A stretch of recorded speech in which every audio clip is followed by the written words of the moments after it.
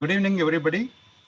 Today we have a very wonderful guest talk by Dr. Naz Sheikh. Dr. Naz is known not only in Karnataka, all over India for her surgical skills and especially the poetry, and such a nice person, always active and ready to teach and ready to learn. So achalasia cardia is a very important topic for practicing surgeons and also for postgraduates. Let us listen to Dr. Naz Sheikh. In between, if there are any questions, please put in the chat box. We will interact in between and then take it forward. Thank you, Dr. Naz, for your acceptance to give this talk and also continue to teach all of us. Thank you. Good evening, everyone. Thank you, Shivram sir, for those kind words, and thank you for this wonderful opportunity. Uh, so, am I audible, sir? Yes, yes. Yes, sir. Audible and also the slides are seen. Yes, sir. Thank you, sir. Swallowing is a complex process which involves a complex mechanism from a coordinated mechanism from the oral cavity to the lower esophageal sphincter. Any disruption in activity in the actions in anywhere from the oral cavity to the lower esophageal sphincter causes difficulty in swallowing, what we call as dysphagia. We have a very nice lecture by Dr. Rajgopal Shanai a couple of days ago, and I think it is very, very informative, and I have gone through that lecture also. It is very, very nice. If any of you would like it, it is there on the YouTube. Very informative lecture on dysphagia. So we will be discussing about a problem at the lower esophageal sphincter called as achalasia cardia.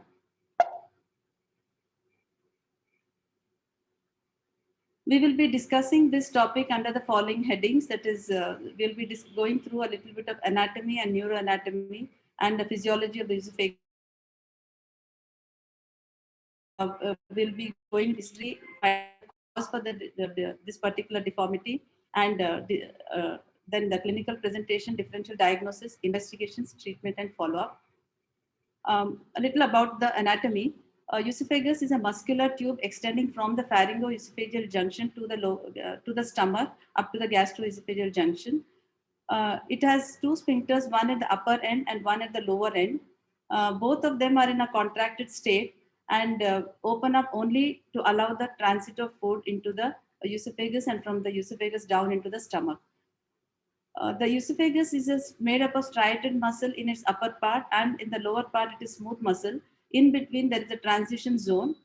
There is an outer longitudinal muscle and inner circular muscle. The peristalsis starts in the outer longitudinal muscle, which propels the food along the linear axis. The adjacent circular muscle relaxes to allow the bolus of food, and thus a coordinated action leads to passage of food from the esophagus down into the stomach. Normally, the lower esophageal sphincter, it is in a contracted state, and the pressure here is between 15 to 25 millimeters of mercury, and it has to open up, and the pressure has to fall below 10 millimeters of mercury so that the esophageal contents enter the stomach.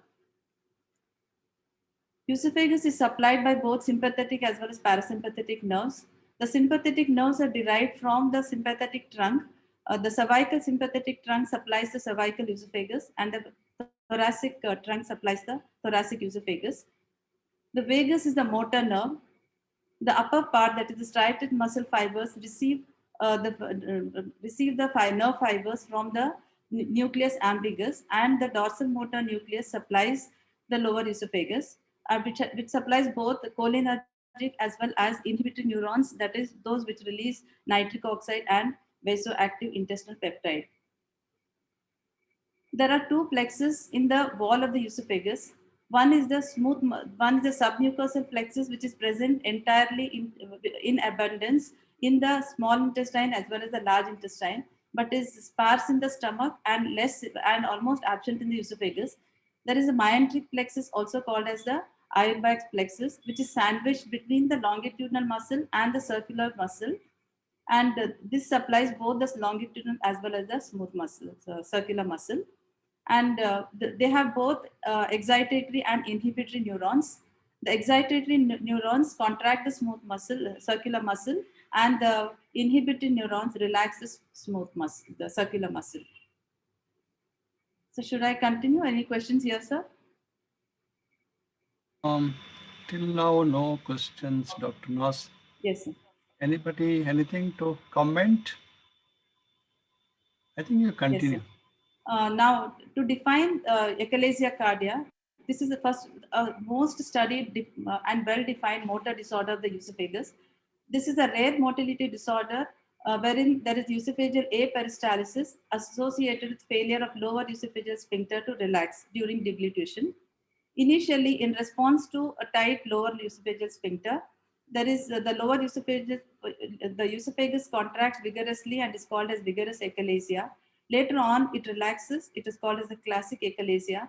There are some other types of achalasia which are associated with spastic, irregular esophageal contractions, and that is called as non-classic achalasia. There is an overlap of symptoms and causes for dysphagia in many of these patients, and hence a proper preoperative diagnosis known through appropriate investigations have to be made. Now, types of achalasia cardia, based on manometric findings, there are three types that is called as the Chicago classification. The type 1 is the classic, which is there is aperistalysis with absent pressurization. Type 2, aperistalysis with intermittent pan-esophageal weak peristalsis in 20% of the swallows.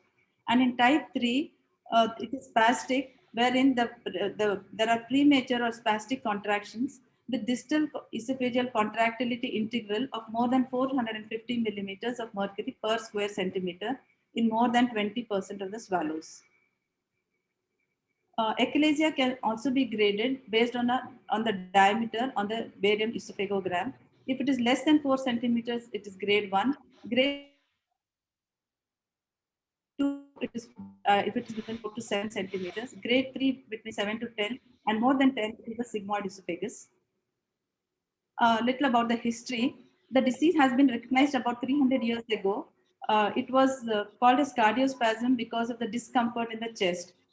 The first reported case was by Thomas Willis in 1672, wherein he dilated the lower esophagus using a whale bone with a sponge. There have been sporadic reports of similar cases in the next 2 centuries, wherein they have made use of crude dilators. It was Hurt and Drake in 1929 who described that the functional obstruction is due to incomplete relaxation of the lower esophagus, and then he named it as achalasia, that is failure to relax. Incidence, it is about 1.6 per 1 lakh population. It is more in Europe and United States and less in blacks. The prevalence is about 7 per 1 lakh and equal in both the sexes. It is it is seen between 25 to 60 years of age, and a few reports of familial clustering have been seen, and suggesting that there could be a genetic predisposition. It is also seen in some patients with Down syndrome and Parkinson's disease. There is a rare genetic achalasia syndrome, which we called as AAA syndrome, which is autosomal recessive, wherein there is a mutation in the AAAS gene, which encodes the Aladdin protein. Here it is associated with alacrimia, achalasia, and familial adrenal insufficiency. There is another syndrome called as achalasia sicca, wherein it is associated with Sjogren syndrome, that is hyposalivation and decreased secretions of tears with the gastric hyposecretion and achalasia. Now, coming to pathophysiology, we understand that in achalasia, Dr. yes, Nas, yes, sir. no, Dr. Sheena wants you to go back to Chicago classification and grades of achalasia. Yes, yes, yes. Dr. Sheena, you want to ask any questions in this?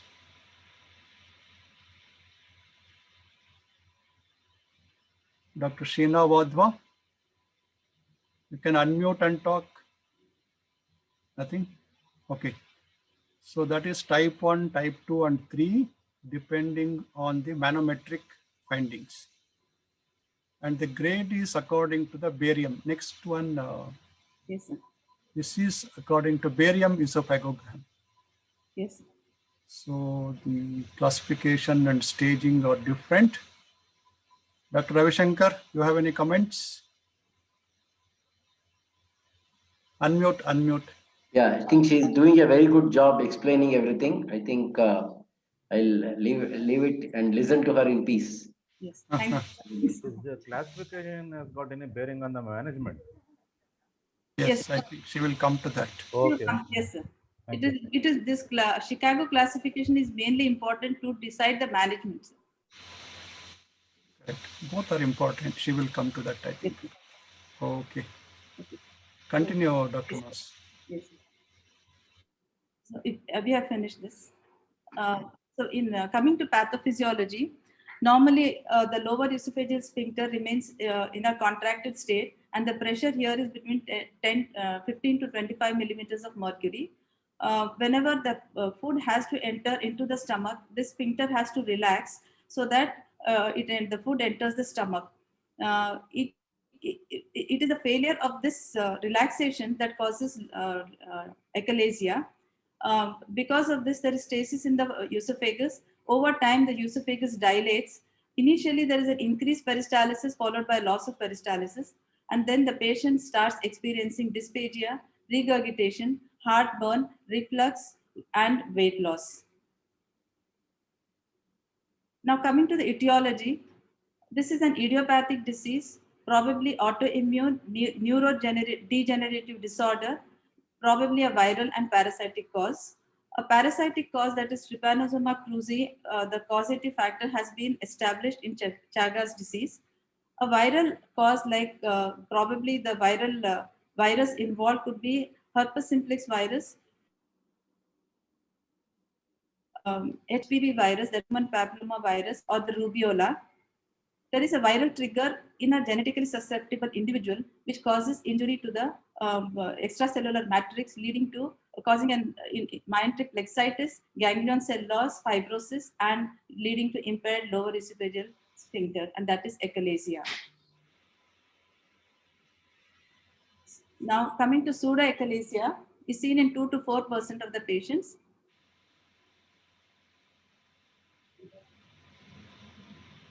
For 1 second, sir. Yeah.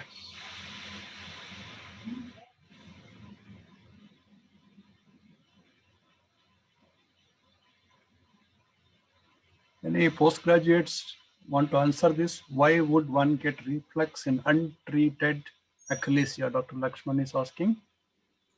Sir, yes, sir. Right. There was some disturbance, sir. Yes, sir. Okay. These are all your own diagrams, Dr. Nas. This one I had taken from the internet, sir.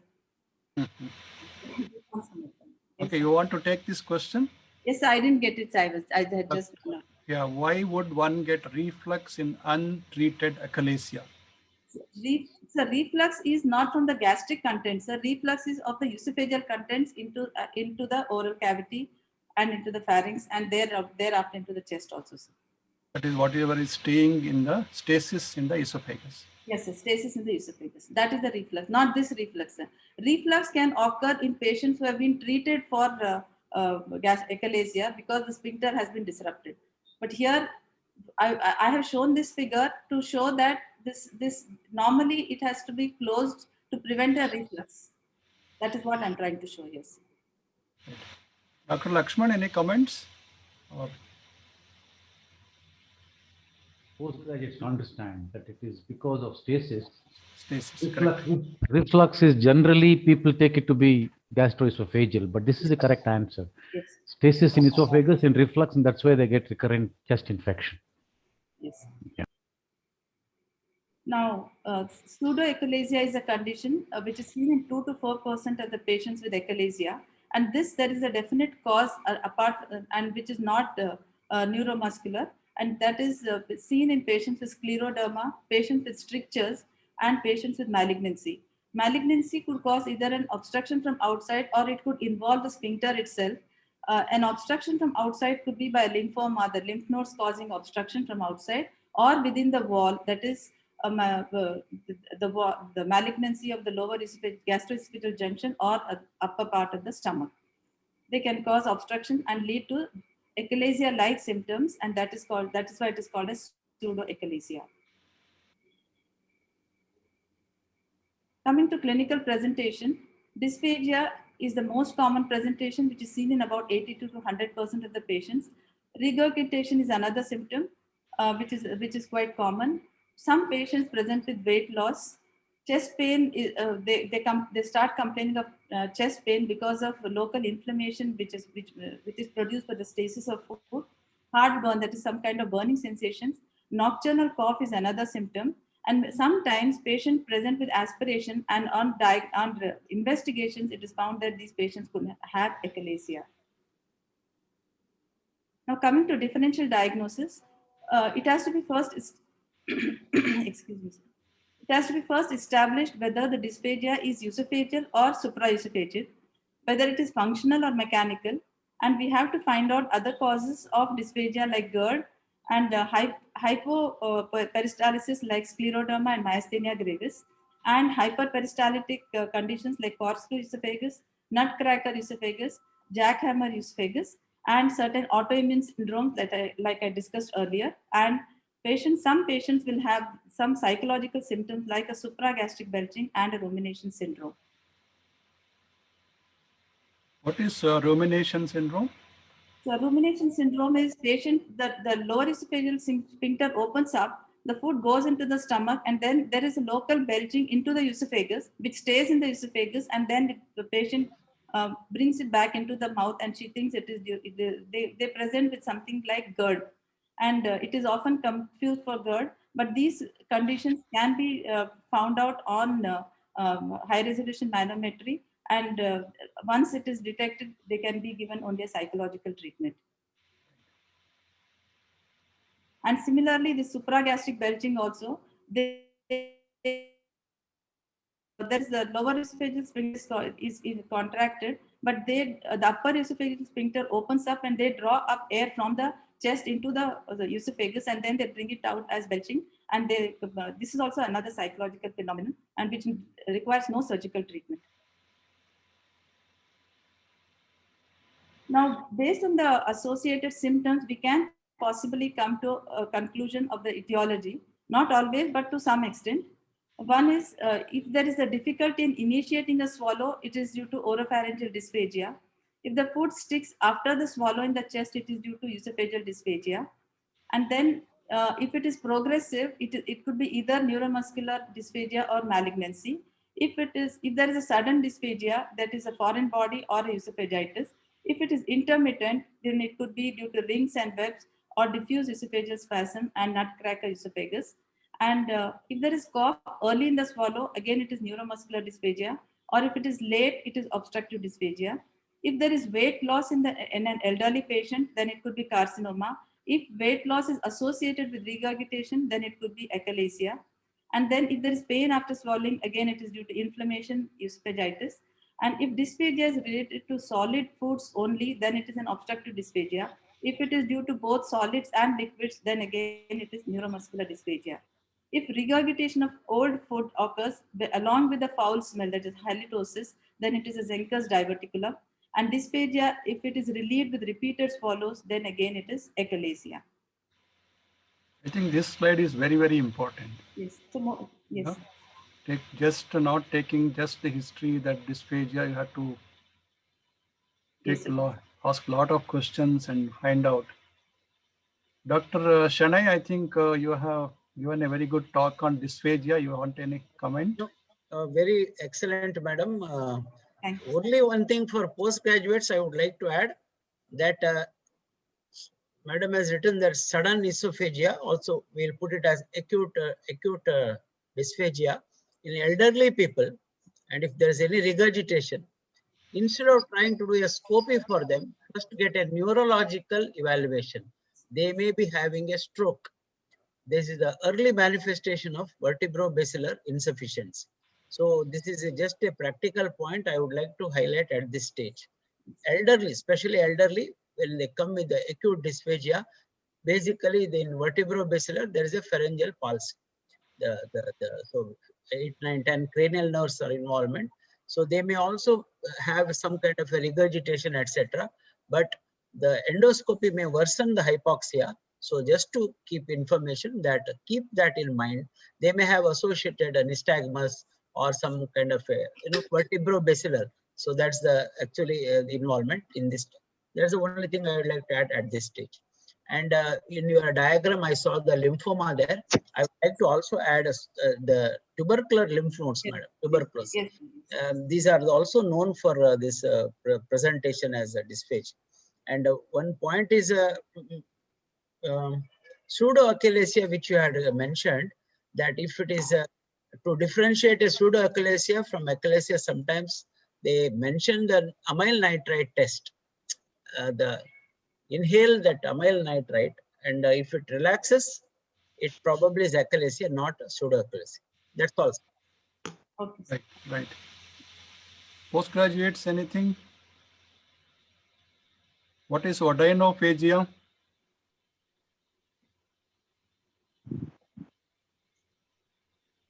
Come on, please. Painful swelling, sir. Painful swallowing, right? Yes. Dysphagia is difficulty in swallowing. Difficulty, yes. Painful, it is odynophagia. Painful is odynophagia. Okay. Yeah, they have to, yes, painful, but keep it in mind, no? Then they ask you, tonsillitis, actually quinsy, peritonsillar abscess, retropharyngeal abscess, all that. Laryngitis. That's all. Right, right. Now, Dr. Jairam Shanai, please, we need your wise words here.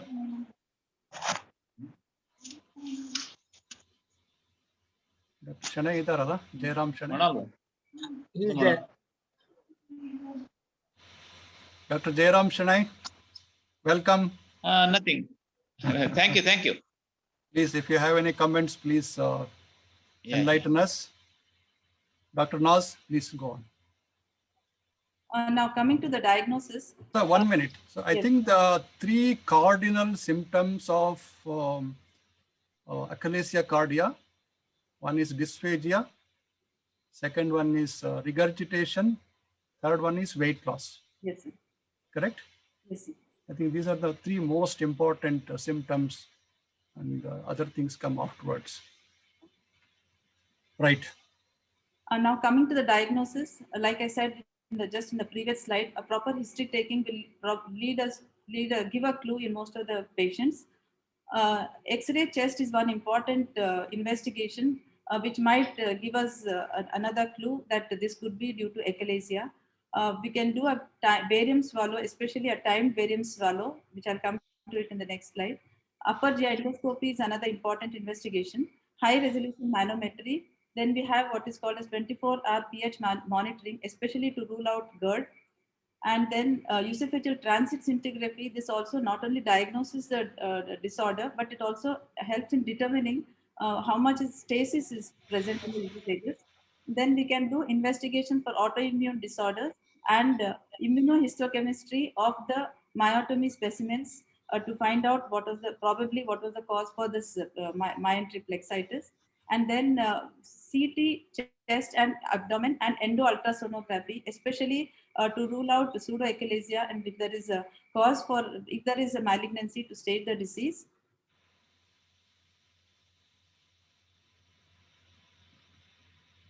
X-ray chest. This was one of our favorite questions of our favorite question of our teachers. How do you diagnose achalasia based on an X-ray? So first thing, what you could see is the mediastinum, widening of the mediastinum, and then there is a overlap. There is a smooth curve on the right side, and then that is a convex opacity overlying the right mediastinum. There could be an air fluid level in the mediastinum. And then the gastric bubble, that is very important because the air is not entering the esophagus from the esophagus into the stomach. There is an absent or a very faint gastric bubble. There is an anterior displacement of the trachea on a lateral view, causing a bowing of the trachea, and then there are signs of pneumonia. A barium swallow gives a fairly good clue to the diagnosis of achalasia. Here you can confirm the diagnosis. There is a dilated esophagus and a smooth tapering of the lower end. That is called as a bird's beak appearance, unlike the rat-tailed appearance in a malignancy. And then the column of the barium, especially on a timed barium at 1, 2, and 5 minutes, gives us the amount of stasis, and then you can judge the severity of the disease. And then you can also state the achalasia based on its diameter. We can also see the diverticulum, that is the epiphrenic diverticulum, and determine the size of this diverticulum and include in the treatment if necessary. Upper GI endoscopy is a must in every case of achalasia. Here, as you enter the esophagus, you enter into a wide tunnel. It is wide and there is stasis. It could be either saliva or it could be retained food of the same day, previous day, or a number of days.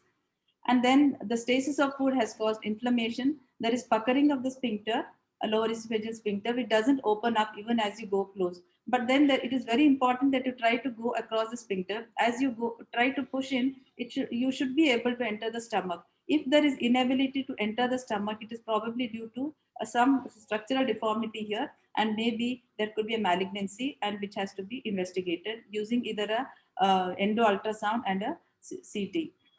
Then chronic stasis leads to fungal infection and esophagitis, which can be made on endoscopy. And malignancy is another thing which can be there in a long-standing achalasia, which is picked up on endoscopy, and hence endoscopy becomes a must before undertaking any procedure in these patients. A high-resolution manometry is a gold standard compared to the conventional manometry, where the catheter with the sensor is placed at a distance about 3 centimeters in a conventional manometry, and it gives a waveform image report, and we have to determine based on this. But instead, using a high-resolution manometry, here the whatever the catheter is passed through the nose, and the stomach, the entry point is determined by pressure inversion point. At that particular point, you know that you have entered the stomach, and on the x-axis is the stomach. It is determined from the stomach pharynx up to the lower esophageal sphincter, and on the y-axis is the time in seconds. And this is converted by a software, the image, the whatever impulse is received, and it is converted or by using a software, and it gives us the intensity of the pressure at time, and and the intensity of the pressure is determined by the color code.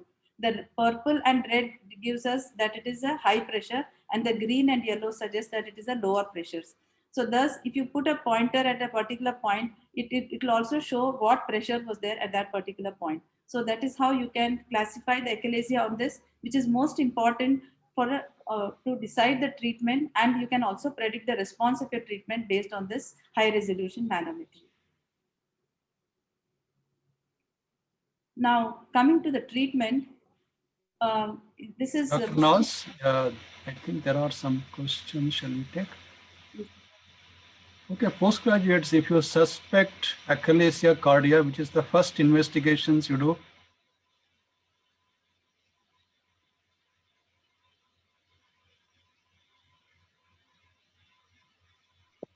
Endoscopy, sir. Upper GI endoscopy. Upper GI endoscopy. Manometry, sir. Manometry. Anybody else?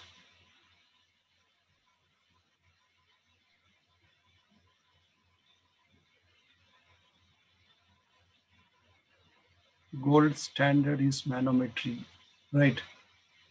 See, many of the cases where there is early achalasia cardia, okay, they are missed.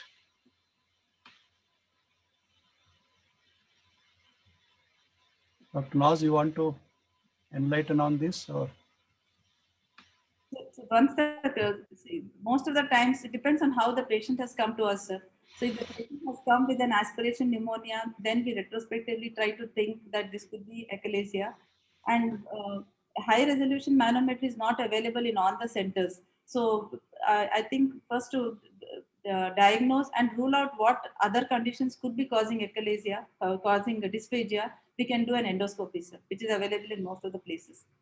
And it is most of the surgeons also do endoscopy. So I think they can first do an endoscopy, and then high resolution manometry is to you do it not only to confirm your diagnosis but also to decide on the type of achalasia and predict the treatment response and choose the treatments. Right. Because many times even I have seen if there is a the large esophagus or anything, endoscopy they do, and they gives many times normal report. And even in early case also may not be able to pick up. So I want to ask others also whether the barium swallow is the first investigation to do if you are taken a good history and think it is the barium swallow than doing a endoscopy. Dr. Lakshman, I think. Between the two, I would choose endoscopy because if the barium swallow picks up, the only thing is it may pick up slow transit, which the endoscopy may miss. But most people will not have such early symptoms when they're presenters. They will have it for quite some time, and so there will be some dilatation and some holdup. And so I always do upper GI endoscopy, and if it leaves me in doubt, then I proceed to barium swallow and manometry. Right. So if they say postgraduate say upper GI endoscopy, it's all right. I would agree with that. Yes. Dr. Shanai? The question is, two situations are different. Patient has come to you. Patient has come to you in the sense, if you ask me, if you suspect a strongly by the history, manometry is the gold standard. Somebody has already pointed, but it's important that we rule out other conditions. That is the reason why we do this endoscopy. Whatever classical description of as if you are entering into a cave and with the cardiac pulsations, which splashing of that fluid stasis, it is a very fairly advanced lesions once upon a time. It's all advanced, yes. There not much of difficulty. So the only thing is common situations of a GERD and some reflux and some Barrett's esophagus, and all those things are there. So endoscope has more uses to rule out rather than to diagnose the achalasia cardia. Yeah, that's a point well taken. The point is most of them present with dysphagia, and I think the first investigation of choice for dysphagia is endoscopy. The only exception would be high dysphagia, where they find the difficulty at the neck level, where you may be having a Zenker's diverticulum, and there is a theoretical chance that you may perforate the Zenker's.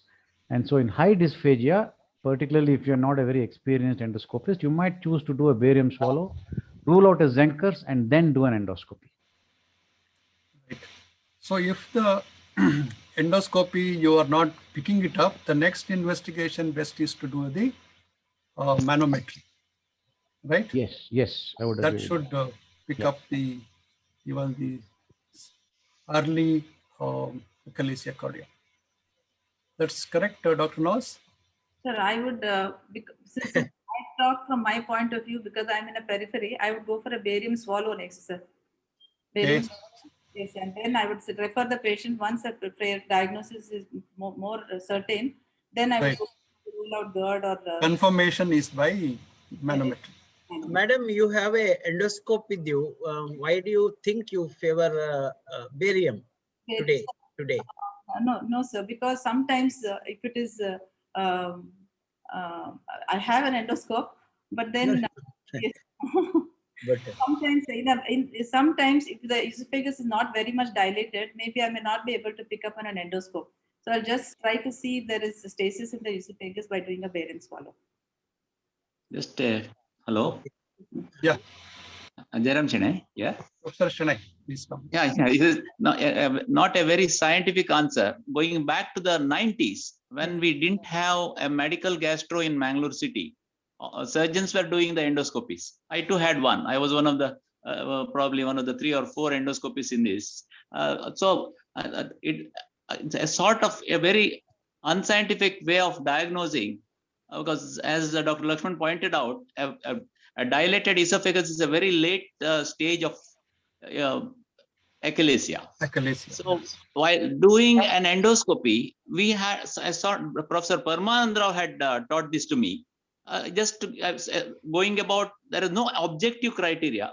I used to overdiagnose as an achalasia with that there is a definite history of the dysphagia, because we can't dream of these things like manometry and things like those days.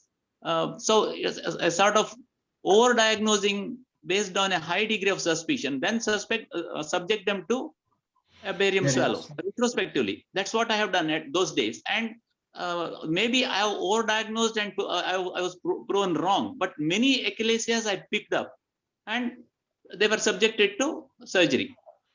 It's just a historic side, not a very scientific thing today. Today, definitely, I agree, it's a manometry.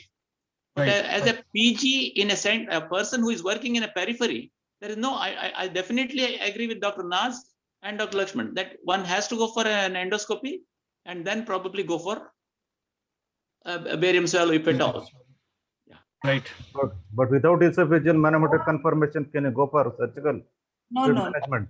no, sir. No, sir. You might be doing a Surgery should not be done. Yeah. That is what. surgery. We have to do this is a No, must. because there was definitely a sort of a given, as though something was giving way. That was the feeling one has to develop. One had to develop. That's why I said it was an overdiagnosis, and definitely no objective criteria to justify my stand. Right. Continue, Dr. Naz. Sir, Ajit here, sir. Ajit, coming. Sir, manometry, sir, what I read is that you put a tube from the nose and it will go into the stomach, and then that this is connected to the outside machine which measures the pressure, if I'm not wrong, sir. Yes. Yes. Yes, and sir, I wanted to ask about the availability, sir. How how is the availability of this test, if you ask, for the patient? Most of the gastroenterology centers they have. In our hospitals we have, I think Manipal has, most of the big hospitals they have now. These are all become very basic for investigation. If you want to treat achalasia cardia or the GERD without manometry, it's difficult to go. So Dr. Lakshman has said 4 to 5 centers in Bangalore have manometry. Right? Availability is not a big problem. Yeah, yeah. Thank you. Go on, Dr. Naz. Now coming to the treatment, since the cause for achalasia. Not only that, Dr. Who said Ajita Hariya? Yes, I think you should all go and see the centers where they do this manometry, how it is done. Not very difficult. Postgraduates, better to go and see also. Okay. Yes. Right. Now the treatment, because the causative factor is exactly not known, it is directed towards sphincter disruption, and hence it is only a palliative treatment what we are giving. This could be either medical or surgical. So before I go into the details of the treatment, there is nothing like a stepping up of treatment. We have to give the best treatment to the patient by choosing the right candidate and whatever best is available at that particular time. So like if you have facility for Heller's myotomy and the patient is fit for it, we can go for it.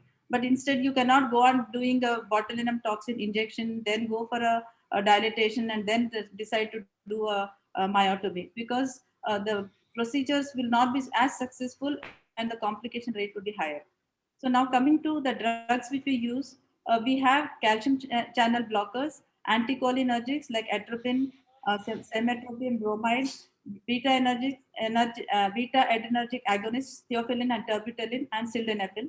But the problem with these other drugs which I have mentioned, apart from nifedipine and nitrates, is that they have to be given orally, and then oral not definite because the drug does not enter the stomach. Nifedipine and nitrates can be given sublingually.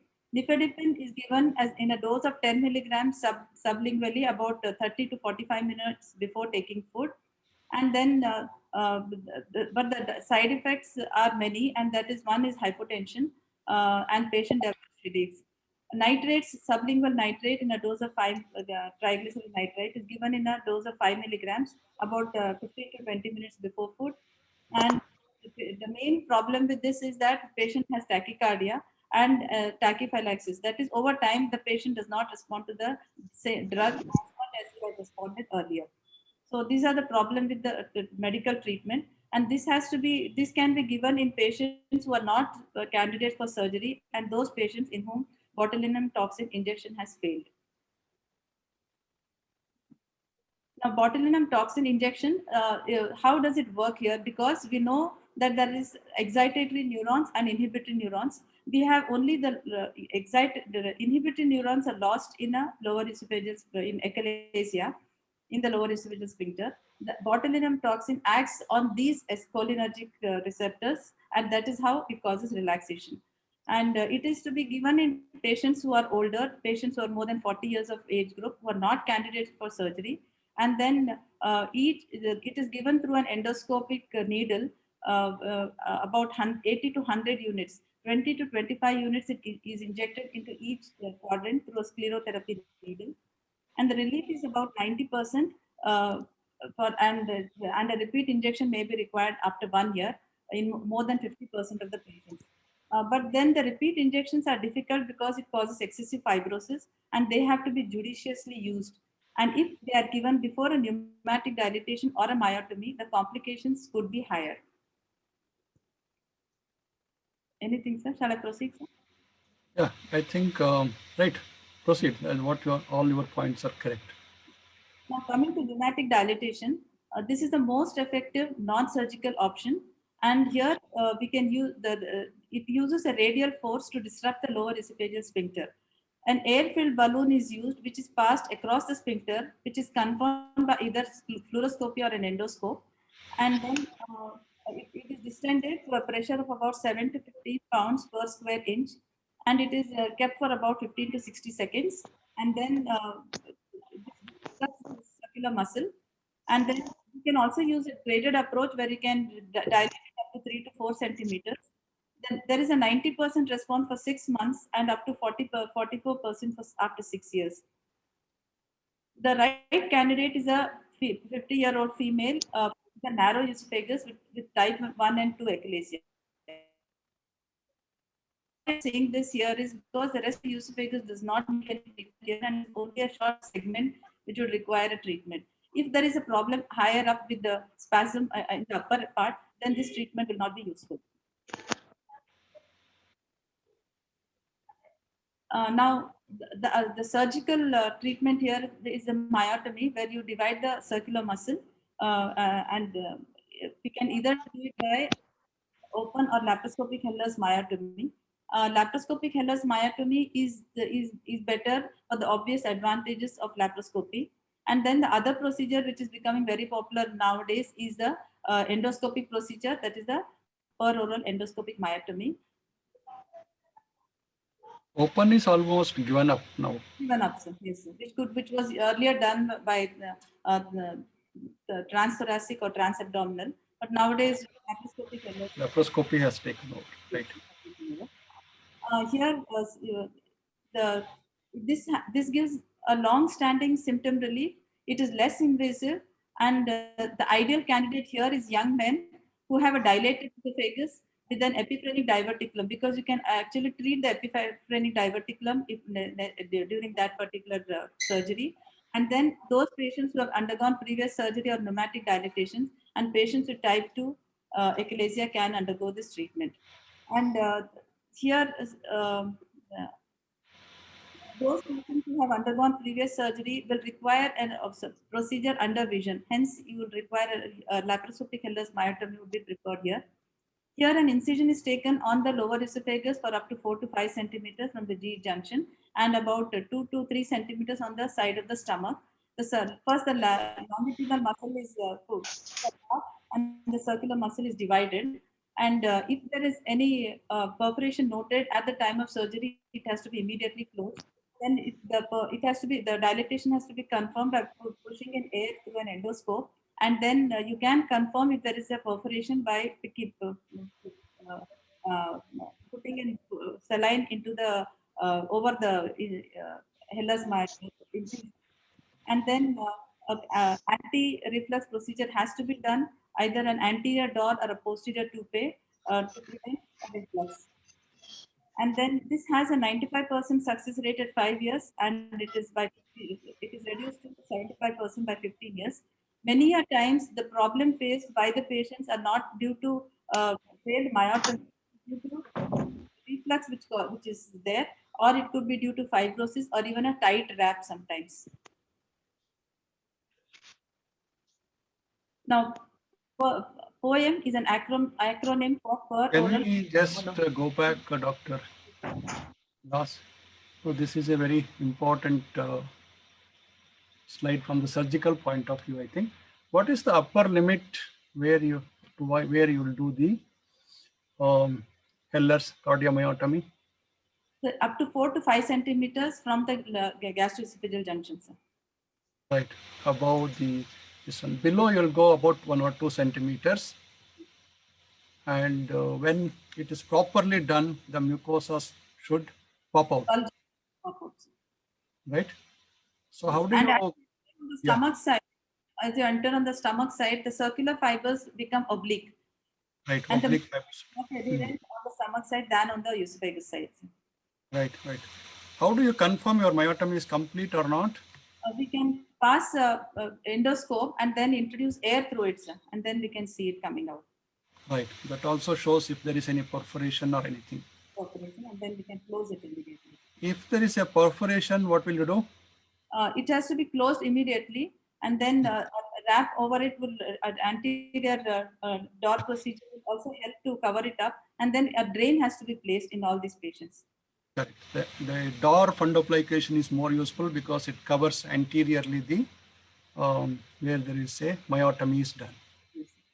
Tope is posterior. Okay. So door has the added advantage of wrap or potential perforation. I think most people prefer door fundoplication where it is covered anteriorly. The advantage of tope is it keeps both the right and left where you are done cardiomyotomy, it keeps it separate. But that can be done by suturing the Right. of the Shivaram? stomach, the crura. Yes, yes. I think the literature suggests that toupee is a better procedure in terms of as an adjunct to Heller's myotomy compared to DOR. But Right. the point about potential perforation and anterior wrap is also well taken. Correct, correct. Both have given equal results in the literature also. So advantage of doing anterior is you need not do the posterior window, dissect, all those things. Yeah, yeah. You can just mobilize the esophagus and then do it. If you want to do tope, then you have to go posterior, dissection, all those things. But the results of both are almost similar. So DOR has an added advantage. If there is a micro perforation or anything, it covers up with the stomach, fundus of the stomach. Well, any other point, Dr. Lakshman, Dr. But other thing is, if you look at the patients who, as Naz has very rightly suggested, I think the Heller's myotomy has an excellent result as far as the symptomatic relief of achalasia is concerned. But majority of these people then suffer from the problem of reflux esophagitis, which I think this one toupee or the Nissen fundoplication addresses better compared to the TOR, this one anterior wrap. Not Nissen, sir. It's either tope or DOR. Toupee, yeah, that's what toupee. Sorry, yeah. Not 360-degree wrap. You will be doing a 270. 270, yeah. Shivaram, Shivaram. Right. Hello, Shivaram. Tell me, Dr. Shanay. I think I just that esophageal side, even if you go a little extra, it does not matter. In fact, it is sometimes it is required because it depends upon how much is the thickening of the esophagus. So a good mobilization in the abdomen, good mobilization. But the point important here is that should not extend too much beyond 2 or 3 centimeters stomach. Because just now Ravi Shankar was talking about the reflux. That is more common if you extend more into the stomach, that reflux features. So Right. this is a one important point Right. to be always kept in mind. More myotomy toward the stomach side means there is a definite chance of a reflux. Is it because of the nerve injury or anything and stasis in the stomach? I'm not sure about the reason behind, but all the books have clearly mentioned that Right. if you extend beyond this 2-3 centimeter to the stomach, there are more Yeah. chances of a 2 reflux. centimeters. Yeah, correct. Very true. Above, you can go up to arch of aorta also. It should Correct. not be a problem, but good mobilization is very important if you want to do a good myotomy. Other important thing is you have to protect the vagus nerve. You should not injure the vagus when you are doing the cardiomyotomy. Right. Any other point? Your point is very well taken, Dr. Shane. Right. Continue, Dr. Nas. Peroral endoscopic myotomy. It is a NOTES procedure, that is natural orifice transluminal endoscopic surgery. It was first described in 1980 by Ortega, but initially when he did the procedure, he did not do a complete myotomy. That is, he left the lower fibers intact. That is why it was not such a success. But later, this has been used and popularized by Haruhiro Ino since 2008, and now it has become a very important procedure for many of these esophageal disorders or functional esophageal disorders. Here, the mucosa is incised about 10 centimeters above the gastroesophageal junction. A submucosal tunnel is created, and then the circular muscle is divided. On the stomach side, we can initially make a tattoo to mark the extent of the incision of the dividing the circular muscle. Then distally, the cut on the stomach muscle is done for up to 2 centimeters. And this can be visualized by using a baby scope in the lumen or by making a prior mark by methylene blue or indigo carbon injection. There is an incomplete response if the cut is not adequate. And the advantage of this procedure is that if it is unsatisfactory, it can be revised. And in type 3 achalasia, you can go higher up so that you can properly treat this particular condition. And reflux in 44% of the patients, but they most respond to guys. And as you divide the muscle, once we come to the lower esophageal sphincter, we find that there is a reduction in space, and that is where it is at the lower esophageal sphincter. And once you enter the side of the stomach, again there is an increased space. So that is how we can determine that you have completed division at the lower esophageal sphincter. There is because of the problem of reflux, a POEM plus fundoplication has been added. Here, once you enter on the side of the stomach, you enter into the peritoneal cavity, create a pneumoperitoneum. Then suture material is passed over certain clips which are placed on the side of the fundus and at the site of the myotomy, and which have been pulled and then tightened to create a fundoplication. So thus you can avoid the problem of reflux in these patients. Endoscopic fundoplication. Yes, sir. Endoscopic. No? The complications of POEM are, before I go into the complications, this is one procedure which has to be done under general anesthesia, because there are a lot of hemodynamic changes which occur during this procedure. Hence, it has to be done under general anesthesia. Correct. Large volume extraluminal gas causes surgical emphysema and may lead to hemodynamic compromise. There could be a pneumoperitoneum or a pneumothorax. Tense pneumoperitoneum has to be decompressed by using an 18 number needle and decompressed. A pneumothorax will need an intercostal drainage. The patient may develop mediastinal sepsis or peritonitis. Bleeding is another problem, which is addressed by passing the endoscope, and then it can give a tamponade for some time, and you can coagulate the bleeder using a coagulating forceps. Then there is a delayed complication, that is a tunnel entry dehiscence, sometimes which occurs, though you have passed clips over the entry point, sometimes there may be a dehiscence. If this has been noted, the orals have to be immediately stopped and patient should be observed for worsening of mediastinitis. If it settles, then the patient can continue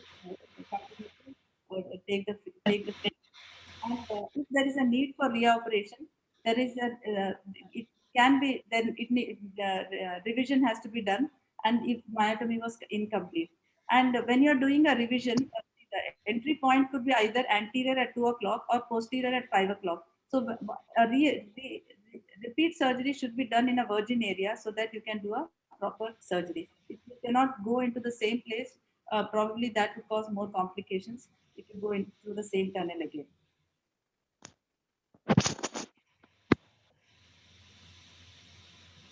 Yes, POEM is emerging as a very good alternative to laparoscopic surgery.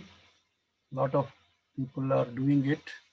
So long-term results we don't have, I think, no? Yeah. Short-term results only. But this very promising procedure.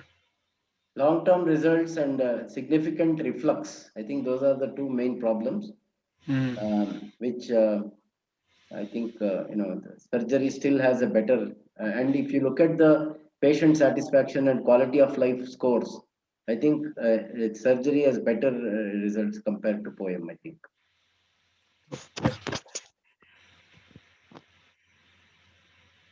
So now, putting this in a nutshell, the treatment, whenever there is an achalasia, you have diagnosed it by using an endoscopy or a high resolution manometry. You start, divide the patient into a low surgical risk and a high surgical risk. Those with the high surgical risk receive botulinum injections and pharmacological treatment, and dietary modification counts has to be incorporated. And those with the low surgical risk, they can undergo a graded pneumatic dilatation or a Heller's myotomy or a POEM.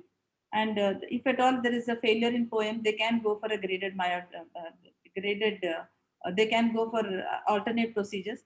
But after any surgical procedure, a graded pneumatic dilatation is dangerous because incidences of perforations are high.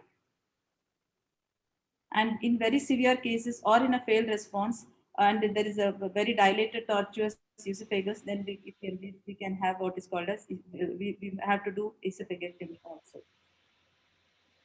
Now Sigmoid esophagus. Sigmoid, no? Right. End stage achalasia. I'll come to it later.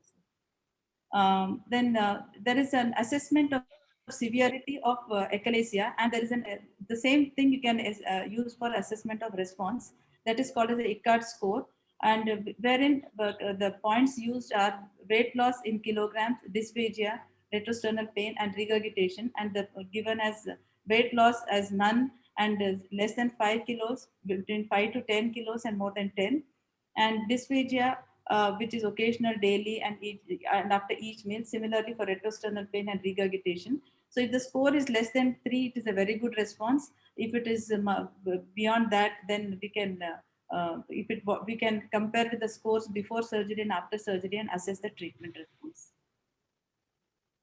Now the nutritional implications are very, nutrition is often overlooked in these patients. It is more severe in type 2. The exact cause for this is not known, but it is observed that it is more in type 2 patients. Most of the patients are asked to eat what they can tolerate. But it is important, most important dietary modification in those patients who have received Botox injections and medical treatment. They need to be given a low fiber diet, a high protein and high calorie diet. By those patients who have lost a lot of weight, when we have asked them to, after the treatment, during we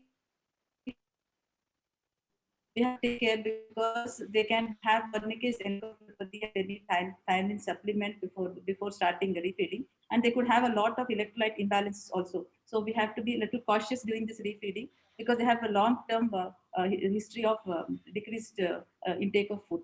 And then there is one more point we have to notice: diet immediately after the procedure.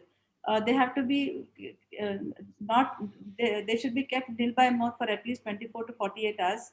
And after every procedure, especially after a pneumatic dilatation, we have to confirm by a gastrographin esophagogram that there is no perforation. And then after 24 to 48 hours, we can start with clear liquids and slowly increase to a liquid diet. And only after 10 to 14 days, they can go for a normal diet. There is a condition called end-stage achalasia, wherein the esophagus is usually dilated and tortuous. It is due to esophageal asystole, and it acts as a sink trap, and it is not relieved by myotomy. On endoscopy, there is a lot of retained food, and the mucosa shows a tree-bark appearance, and there is a, because of the constant stasis, there could be stricture also. And most of them, in spite of the treatment, up to 10 to 15% of the patients with achalasia can progress to end-stage achalasia and may require esophagectomy. And because such a progression in spite of corrective surgical treatment is called as end-stage achalasia. A high risk of malignancy is noted in these patients. It could be squamous in the upper part and columnar in the lower part. And esophagectomy is the last resort, which can either do a complete esophagectomy or only a distal esophagectomy. So these are some of the procedures wherein you can do anastomosis in the thorax with the stomach, or you can do a gastric pull-up, or you can do a short colonic conduit, or even a complete, you can use a long segment, or you can use a jejunum for the same. And Chagas disease is one wherein there is a definite causative factor for achalasia cardia, and that is the parasite Trypanosoma cruzi, which is transmitted by the vector Triatomine belonging to the Fluvidae family, and it is called as a kissing bug because of the affinity to bite around the face. It causes acute, intermittent, and intermediate and chronic symptoms. Incubation period is about 7 to 14 days. When the parasite comes in contact with the eyes, then it causes a conjunctivitis, which is painless, or there could be a swelling at the bite side, that is chagoma. Initially, these patients present with the acute myocarditis. 30% of the patients have cardiac symptoms. There could be arrhythmias, cardiomyopathy, or in the late stages, there could be even cardiac aneurysm. 10% of the patients have neurological symptoms like of the gastrointestinal tract, like the megaesophagus, megacolon, volvulus, gastropathy, and a urinary, that is megaureter. Treatment has to be given, can be given in medical treatment in acute and intermittent cases. That is benzimidazole and nifurtimox are the treatment used, but in chronic patients it is no use. In chronic patients, pacemakers, aneurysm excision, and transplant for the cardiac involvement. And for the esophagus, it is initially you can attempt a myotomy, or in the late stages, it is esophagectomy. And for the colon, you have the Duhamel Haddad procedure, which is to be used. Anything, sir? What's the test to diagnose Chagas disease? Any test is there? The ELISA test, sir. ELISA. Right. It is common. It is in fact it is seen in South America, but in America also now it is seen in some patients who receive blood transfusion. So it is transmitted by blood transfusion also. Now, fortunately, it is not common in India, right? It's not probably. Not found in India, but many of us go there, no? So how do you suspect clinically? Clinically, because if Myocarditis. Myocarditis, I think that is. There are multiple organ involvement. One, then history of travel, and then if you go for, they have other organ involvement like megacolon, megaureter, cardiac involvement. Cardiac involvement is very common in these patients. Short history, anything else? And then you do an ELISA test.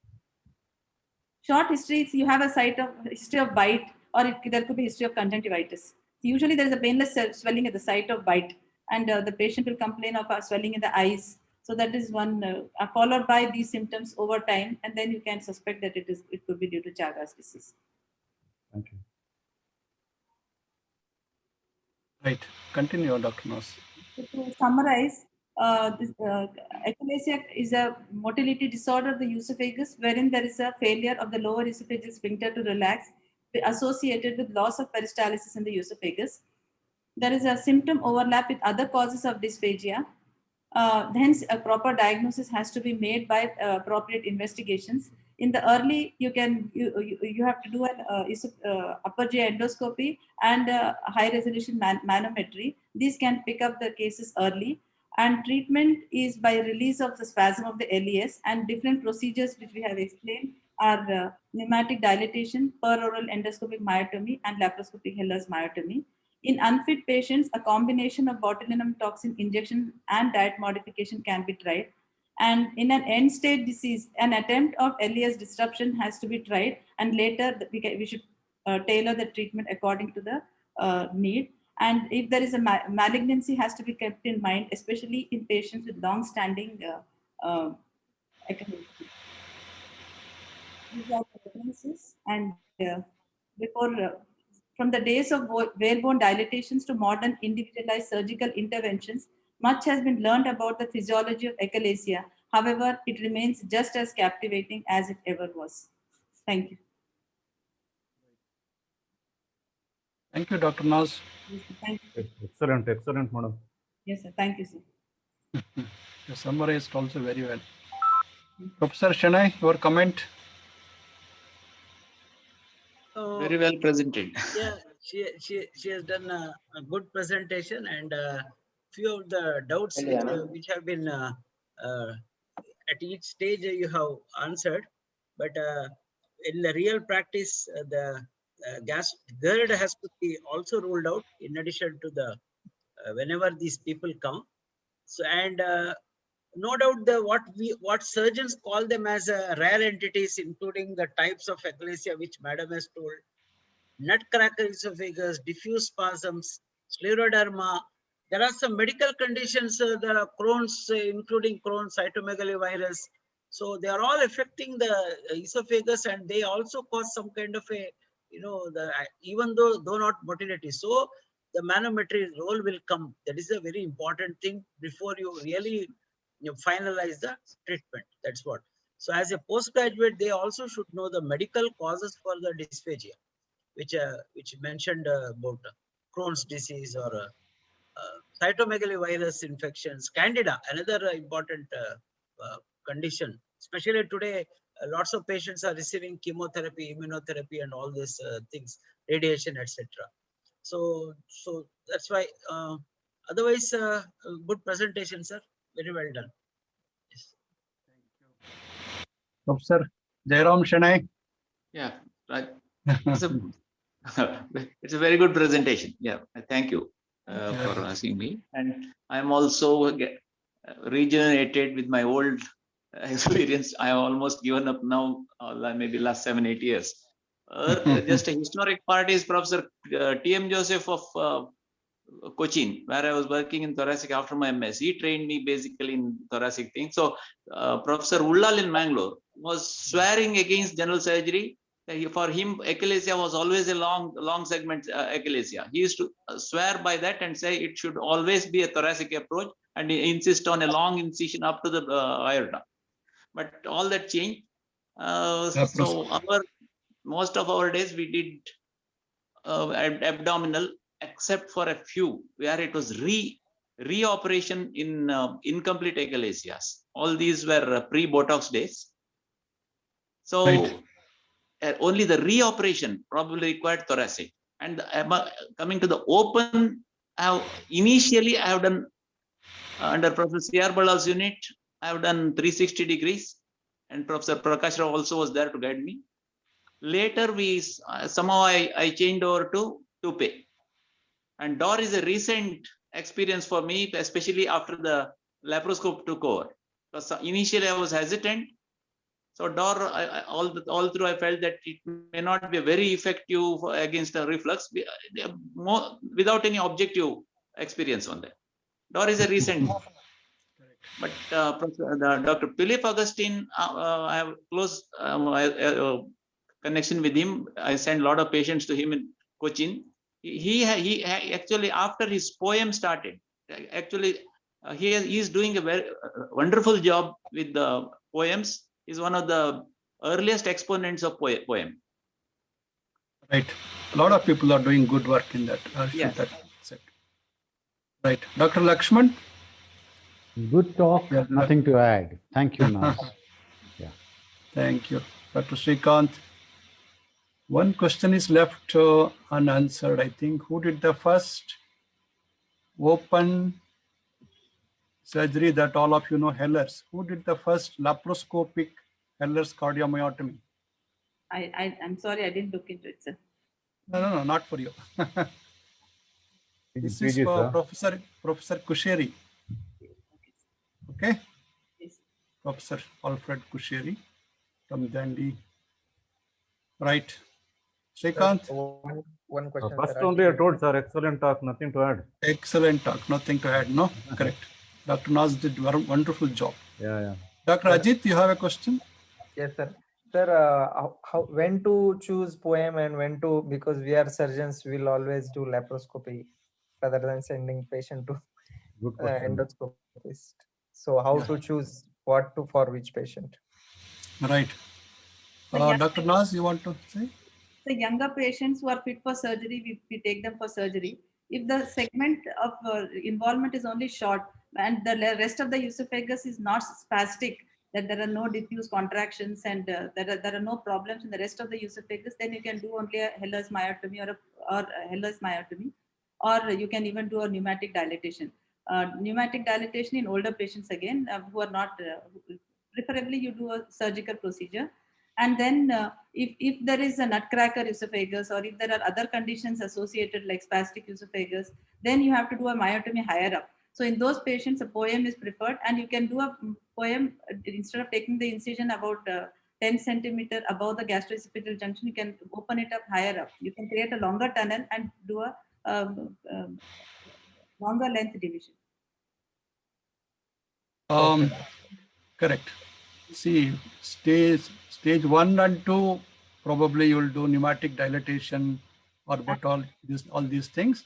But stage 3 and 4, definitely surgical or poem. Correct. See, Dr. Sheena wants to know what is the pre-operative preparation for laparoscopic Heller's myotomy and poem. So especially for a poem, we have to do a prior endoscopy to find out if there is esophagitis. The condition of the esophagus has to be known because we are operating in the esophagus. In fact, for both the procedures, then if there is a hugely dilated esophagus, then it has to be cleared up. The thorough wash has to be given, and then the procedure has to be postponed. Patient has to be put on antibiotics, and then if there is a fungal infection, that is candidiasis, and antifungal has to be added for about 1 week, and then you can take up the procedure. And on the day of the procedure, you start antibiotics and give them for 2 days, and on the post-operative period also you give up to 7 to 10 days antibiotics are given. And then I told you about the post-operative management, about the when to start orals for these patients. Correct. See, she also asked, in fit patients, do we go ahead with either laparoscopic Heller myotomy or poem, or give a trial of pneumatic dilatation first, and on failure proceed with either of the above?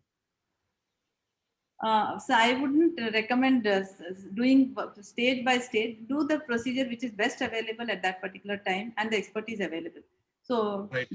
Choosing between Heller's and the poem, if the patient, though you are a laparoscopic surgeon and you find you cannot go into the thorax and do higher myotomy, if it is indicated in that particular patient, then the patient has to undergo poem.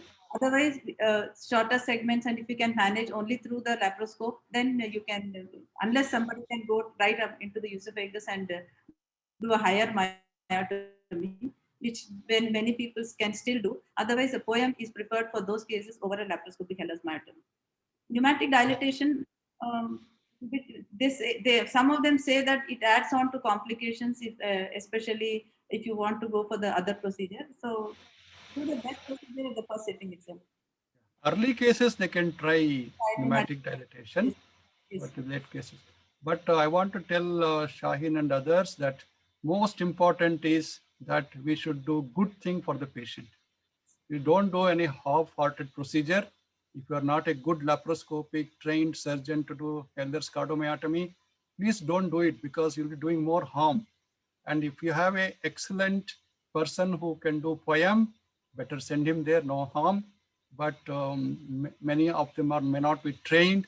A half-hearted procedure will make a cripple for these patients very badly, and they suffer lifelong. Better to do this. This is one surgery where we should do an excellent job. The first surgery should go on very well. And, In that note, yeah. one more point, sir. There is a lot of overlap between GERD and this achalasia. You choose the wrong procedure, especially if you think it is achalasia, and do a procedure of the same procedure as GERD, then it becomes problematic. So pre-operative diagnosis establishment is very important, and that Yes. the esophagus conditions, not only LES, it is the entire esophagus. You have to assess the condition of the entire esophagus and then decide on the treatment. How do you I think- decide that the patient requires a longer esophageal myotomy? You are doing a high resolution manometry will suggest what is the condition of the rest of the esophagus, not Okay. only the LES, and the rest of the esophagus. What are the spastic contractions? Is it a corkscrew esophagus or is it a nutcracker? Whatever these conditions. So depending on that, if it is so, then you have to go higher up. A higher poem also if necessary. Thank you, Dr. Naz. I think you have given a wonderful talk and also answered all the doubts and explained everything. That's the way the talk should be, and you have prepared very well. Thank you very much, and all the best. Good night. Thank you. Round of applause.